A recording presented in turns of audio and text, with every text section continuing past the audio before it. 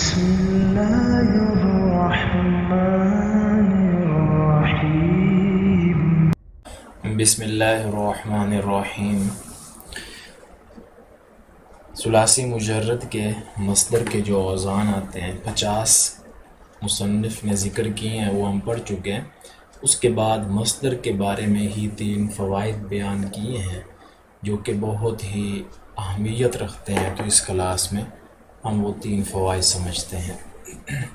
پہلا فائدہ ہے کہ جو مصادر کسی حرفت، صنعت یا پیشے کے معنی میں ہوں وہ اکثر فعالتن یا فعالتن کے وزن پر آتے ہیں، جیسے دیباغتن دیباغت کا کام، حجامتن پشنے لگانا، حیاکتن بنائی، خیاطتن سلائی، کتابتن لکھائی کرنا۔ دوسرا فائدہ ہے کہ ثلاثی مجرد کا مصدر میمی یہ ہوتا ہے کہ مصدر کے شروع میں میم آ جاتا ہے تو اس کو مصدر میمی کہا جاتا ہے۔ تو فرماتے ہیں ثلاثی مجرد کا مصدر میمی ہر باب سے مفعل یا مفعل کے وزن پر آتا ہے، جیسے مقدم آگے بڑھنا، مضرب مارنا۔ اس کے آخر میں گول تا بھی آ جاتی ہے، جیسے محمیدتن حمد کرنا، مسئلتن سوال کرنا۔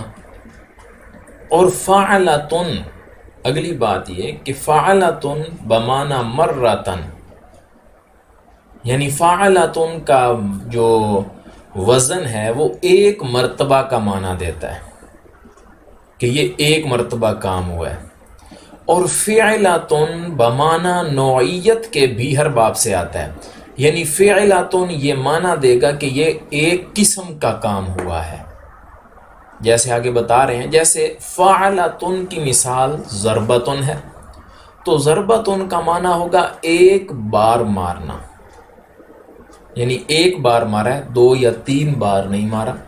اور فعلتن کا جو وزن ہے نوعیت کے لیے آتا ہے، جیسے ضربتن ایک قسم کا مارنا، نہیں ایک قسم کا اس نے مارا ہے، 2 قسم کا نہیں مارا، تو یہ 2 وزن ہو گیا۔ اس کے بعد فرماتے ہیں ثلاثی مزید فی، رباعی مزید فی کے مصدروں کے اوزان مقرر ہیں، جیسے افتعال، استفعال، فعلل، تفاعل وغیرہ۔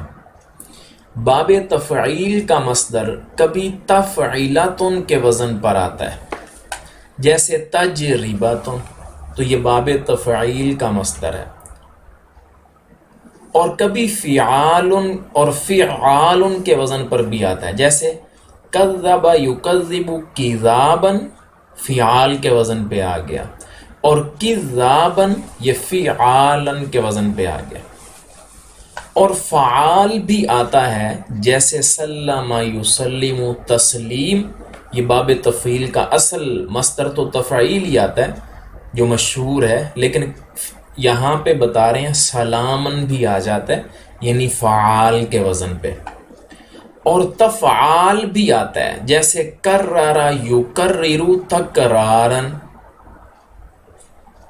اور تفعال بھی آتا ہے، جیسے بینا یبین تبیانا۔ اور باب فعلل کا مصدر کبھی کبھی فعلال کے وزن پر بھی آتا ہے، جیسے زلزلہ یزلزل زلزالا۔ تو یہ مصدر کے بارے میں 3 فوائد جو کہ بہت ہی اہم ہیں، تو ان کو آپ لوگ ذہن میں رکھیں۔ تو اس کے بعد ہم اس میں مشتق اور اس کی اقسام شروع کریں گے۔